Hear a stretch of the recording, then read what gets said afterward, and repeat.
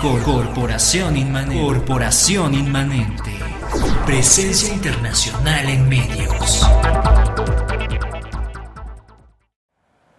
Muy buenos días, regresamos nuevamente al ABC del dinero con Sara Itze Cruz y el contador Enrique Trejo, pues muy contentos nuevamente. Y pues sí, ya para concluir de este tema que definitivamente es muy interesante porque tiene que ver con mucho dinero. Pero estábamos hablando de...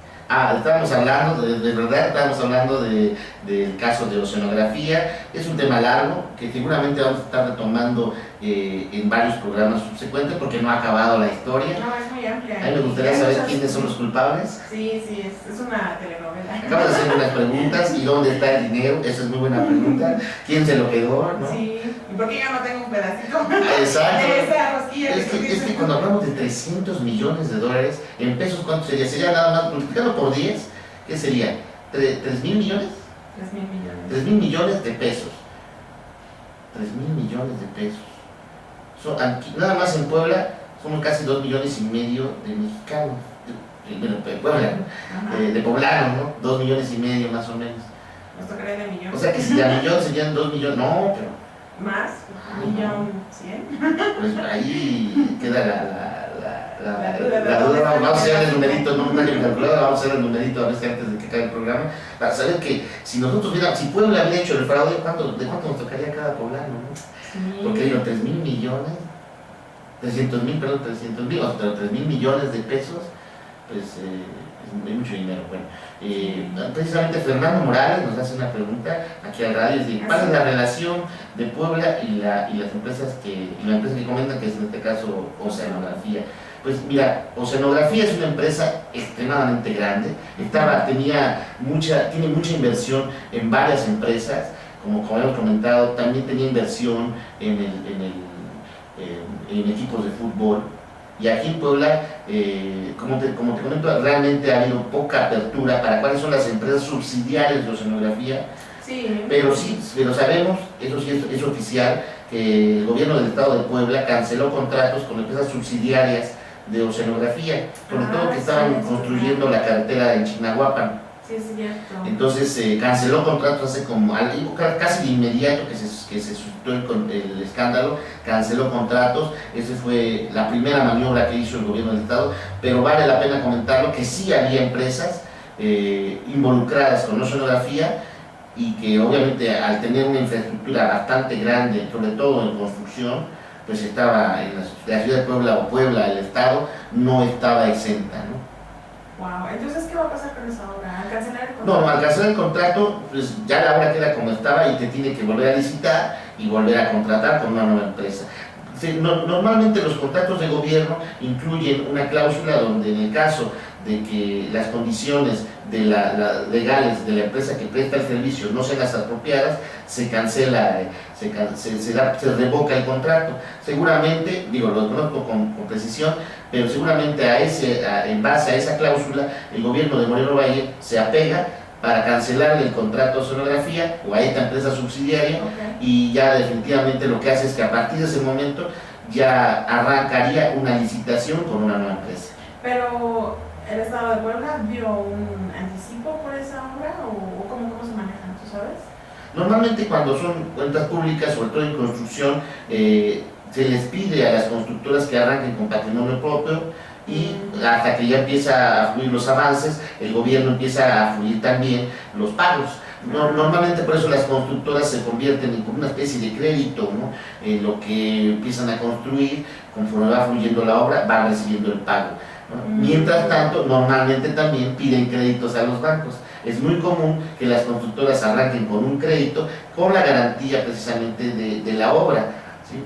Que es el mismo caso de Oceanografía, ¿no? O sea, Oceanografía volvió a pedir un préstamo, por así decirlo, Efectivamente, a cuenta de la obra que tenía con Puebla. Sí, mucho de los procesos de las empresas de este tamaño como Oceanografía es crear empresas subsidiarias o empresas alternas que dependen en cuestión de infraestructura, o sea, de maquinaria y de capital, y muchas veces hasta de personal, dependen de la empresa matriz, en este caso Oceanografía, pero que se mantienen o se operan de manera independiente.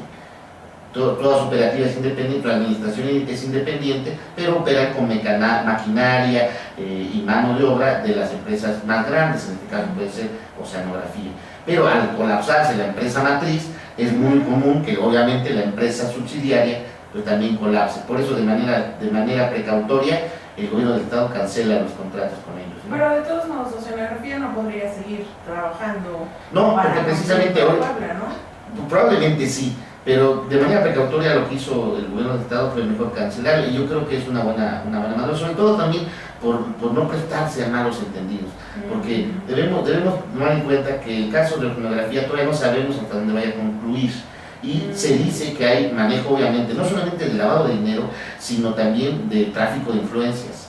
Y tráfico de influencias es que haya burócratas involucrados, es verdaderamente una grosería para todo el pueblo mexicano que contratos multimillonarios sean otorgados de manera pues así tan discrecional. O sea, porque eres familia, porque eres primo, porque eres amigo, porque eres compadre del burócrata, te vamos a dar el contrato.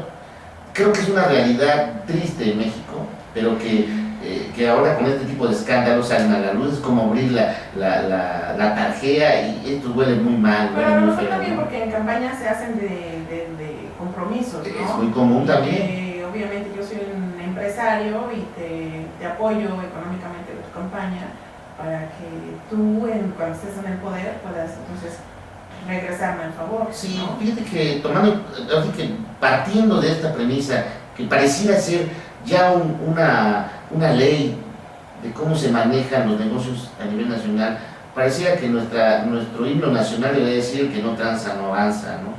O sea, pareciera que nosotros como mexicanos hemos generado una cultura que ha llegado obviamente a niveles pues a los más altos, porque hablando de dinero, todos buscamos tener una mayor cantidad de dinero, pero creo que desafortunadamente, y eso podemos hablarlo en programas siguientes, la cultura del dinero no debería ser en base a la tranza, ¿no? Y es una realidad, pero no sé si nosotros nos enferme tanto la tranza a este nivel, como nos debería enfermar la tranza al nivel más bajo, desde que le damos la mordida de tránsito o desde que aceptamos o toleramos que un gobernante de alguna manera reciba una dádiva que no está directamente vinculada a su sueldo.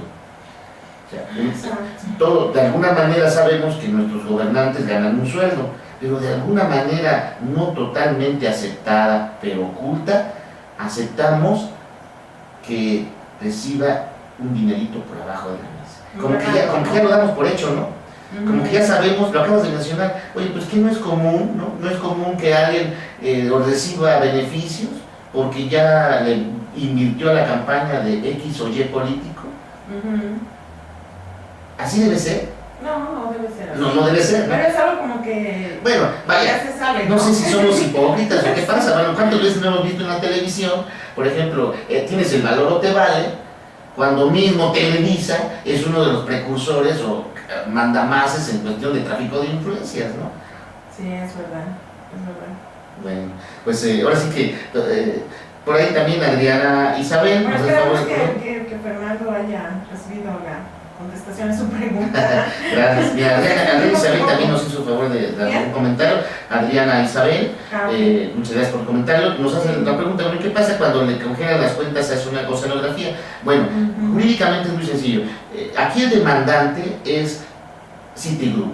O sea, ellos dicen, ¿sabes qué? A mí me deben esta cantidad de dinero y yo no veo como para cuando me paguen, demandan. ¿Sí?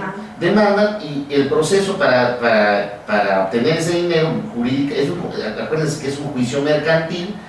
Un juicio mercantil lo que hace es congela las cuentas para que le puedan pagar, que esos son los datos que no son abiertos, pero queremos suponer que el dinero en cuentas bancarias no era suficiente para el pago de la deuda con Citibank, porque toda vez que entonces el proceso jurídico que sigue es que si el banco no tiene, si tú en el dinero, digamos que tú le debes al banco, y digamos que vamos a hacerlo más chiquito para entenderlo, ¿no? Sí.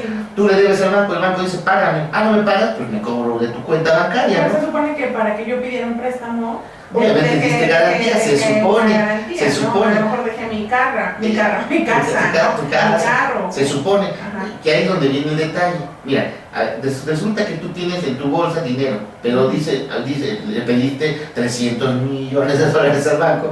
Dice el banco, a ver, págame, pero no te alcanza ni el dinero que tienes en el bolsillo, ni el dinero que tienes en el banco. ¿Qué tiene que hacer? Embargarte los bienes. Ajá, exacto. Obviamente es un proceso jurídico donde el banco le demanda nuevamente y dice, ¿sabes qué? Bueno, toda vez que no hay forma de que me pague, pues págame con bienes, ¿no? Espérame, pero entonces es cuando entra el gobierno federal. ¿Qué pasa? Pues que cuando quieren embargar las cuentas bancarias, bueno, lo poco o mucho que había, resulta que no había dinero suficiente, quieren embargar los activos. Ajá, Pero entonces el gobierno federal dice, ¿qué vas a embargar los activos? Los barcos, las camionetas, los camiones, las plantas, todo. Sí. Oye, pero si tú haces eso, yo me quedo sin Pemex. No, espérate. Yo lo embargo. ¿Quién lo ¿Sí? embarga? El gobierno federal. Ok.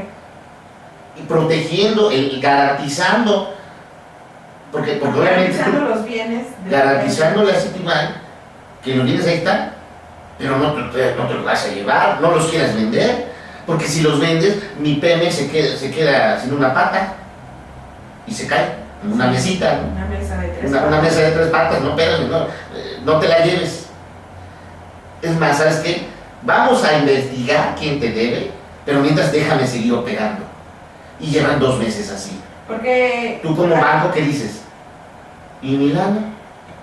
pero al seguir operando puede que ellos recuperen un poco de dinero que Sí, deben, ¿no? definitivamente sí. Acuérdate que, bueno, obviamente es el crédito más intereses, más gastos moratorios, ¿no? Pero definitivamente estamos hablando de cómo va a recuperar. Tú ponte en el lugar del banco. ¿Cómo va a recuperar mi dinero? Tienes 2 formas.